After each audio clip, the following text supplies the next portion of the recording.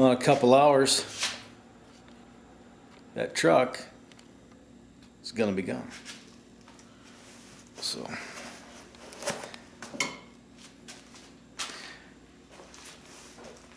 So, what'd you think of that video?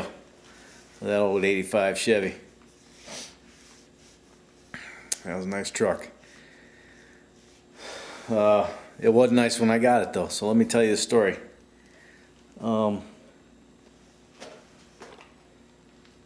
Find a place to put this camera, so I don't have to hold it up. I'll be right back. So let me tell you a little story about that truck, if you're so inclined to listen to the ramblings of an old fool. But I bought that truck in 2005 when I moved here from Michigan. And I bought it I bought it off a friend of mine. He has a channel here on YouTube too. You've heard me refer to him before. His name's Martin. His channel's Martin Build. He's an excellent fabricator, and he's into Jeeps. Anyway, I bought that off of him. It was shortly after I moved here. That thing was a hoopty hunk of crap. Let me tell you what, man. It used to be, well, General Motors painted it white, but you know what happens out in the desert to GM factory paint, right? It comes off in sheets, and you're left with little specks of paint and a big field of primer. And you know the interior was pretty beat. I mean, it was a very used truck, but it was something that I didn't have to feel bad about putting cowboy pinstriping on out in the desert, getting mesquite trees dragging across the side of it. So I didn't really care. And then the transmission started going out on it, and I ended up smoking the engine. So I probably should have cut bait then and walked away from it, but I don't know what it is about these old trucks. And I'm from Michigan. You just don't see these trucks in Michigan. They rotted away years ago, man. So to have a completely rust-free mid-80s GM truck, I mean, this thing was bone stock when I didn't have a lift kit on it. It had this stock exhaust system on it with the original muffler with the GM embossed on the muffler. It was that original. And the thing that just blew me away is that you could throw a wrench on any bolt on that truck and it would come loose. Just boggles the mind it doesn't happen in Michigan. So I decided to turn it into a project truck, and my original intent was just to throw any small block in the thing, and it was just going to be a dedicated off-road rig. I wasn't going to register it and put it on the road, and then my friend Martin told me, well, you can't do that. The DMV will they'll issue a ticket, and if they catch you enough times, they'll impound the vehicle. It has to be a registered vehicle. Crap. That means, I was living in Clark County, so that means I had to smog the thing. Well, the engine that I had in it wouldn't smog. It was out of a 70s truck. It didn't have any emissions control on it. So that's, in the meantime, I was driving a Suburban, an 87 Suburban, and I got sideswiped on the highway by a semi-truck. So that one ended up turning into a parts donor, and that's where the TBI engine that originally was carbureted, and that's where the TBI engine came from. I've been tinkering with that thing since 2005. I can't believe it's been 9 years since I've owned that truck. And that's, I was sitting here today thinking, God, that's a long time to own a vehicle. And I've had a lot of vehicles in my life, and I can't think of too many vehicles that I've owned longer than that. Now, the only exception would be in a car or a truck would be the red truck, the dually, out here in the driveway, and I've owned that since '99.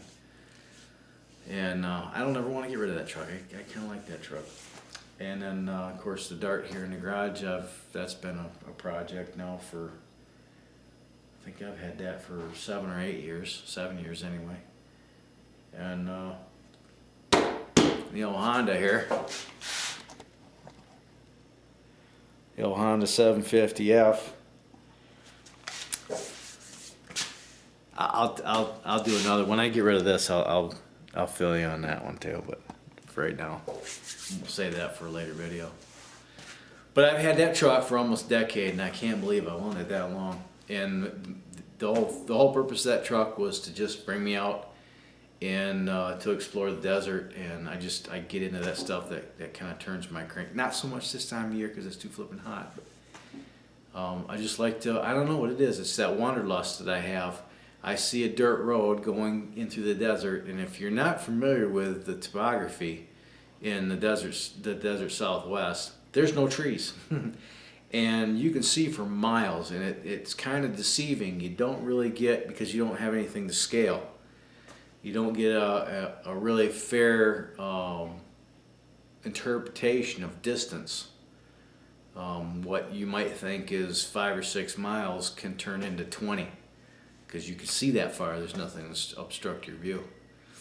I kind of miss trees. But anyway, you see a dirt road going out in the middle of the desert, and I see that and I think, where's that go?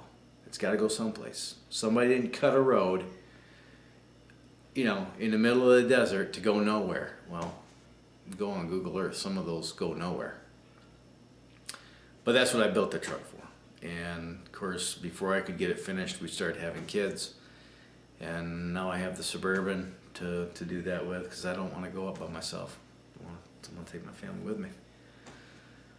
So I've been kind of debating what to do with it, whether or not I should keep it for a spare, or use the parts and use the parts for the Suburban or what. And finally I just decided, well, let's see what I can get for it, and threw it up on Craigslist. And guy came over the other day, and in fact, I pulled the only thing that was wrong with it mechanically was the fuel pump.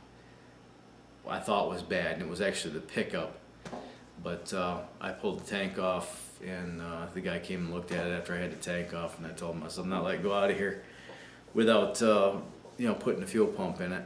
And I probably should have just taken his offer and let him deal with it, but I didn't.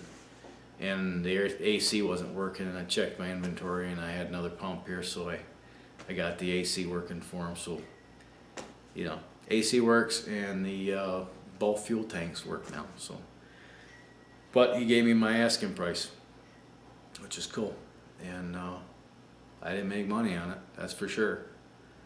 But it's going to this guy's stoked, man. This guy is pumped. I don't know what his intentions are, but he was really impressed. In fact, he gave me my asking price, and he never even took it for a test drive. Is he going to be disappointed? I don't know. I hope not. But it's going to a new home, and I'm sure that it's going to be it's going to be a good rig for him, and I'm sad to see it go, because I got so much of my time and my blood and sweat into it, and a lot of money. But at the same time, it wasn't doing me any good sitting here rotting in the driveway, and the paint's getting like almost 4 years old. The paint job is a single stage paint job I did in the driveway, so it looks good from 20 feet. But yeah, the sun is starting to get to it, but. And now we're down to 1, 2, 3, 4. If you count the motorcycle, that's 5. I'm not counting the motorcycle. So that's the story with the 85. You've seen it here and there, and if you're a subscriber of this channel, you've seen it in passing. And I don't know if I've ever really talked about it too much, but yeah, I had a lot of fun in that truck. But it's got to go, and it's going in a couple of hours. He said he's going to be here. He'll be here. He said about 8 o'clock, so about an hour and a half. He'll be here, and it'll go down the road, and I will wave, and And that'll be that. So, thanks for sticking with me. And if you like this video, or if you don't, rate, comment, subscribe. And as always, have a splendid day. Later. Bye.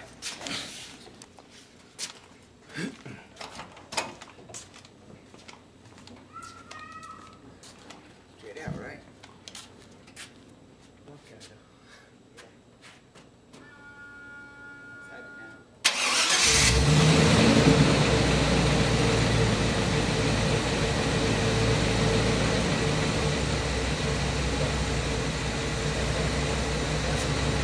What's that?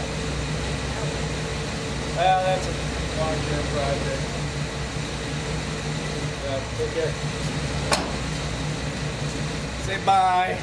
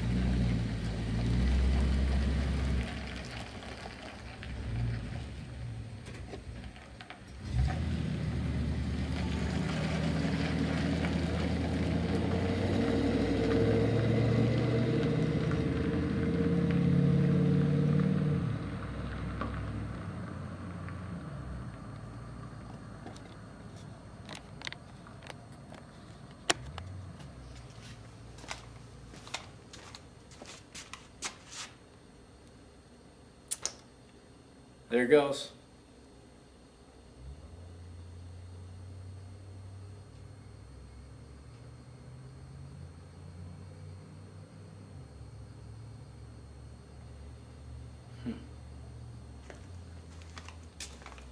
That's kind of bittersweet. Someone else is driving my truck. Son of a bitch. Oh well. I got some money. And get me some guns. Here. Bye.